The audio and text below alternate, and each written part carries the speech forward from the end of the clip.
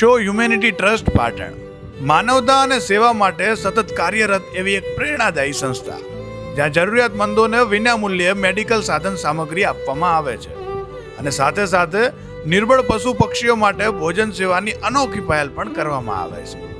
આ જ સેવા ભાવનાને આગળ વધારવા માટે તારીખ 8/3/2026ના રોજ શ્રી ખંડોબા મહાદેવ મંદિર છીંડિયા ખાતે બ્લડ ડોનેશન કેમ્પનું પણ આયોજન કરવામાં આવ્યું હતું અને આ બ્લડ ડોનેશન કેમ્પમાં કુલ 105 બોટલ આવી છે, જે 105થી વધારે લોકોનો જીવ બચાવશે.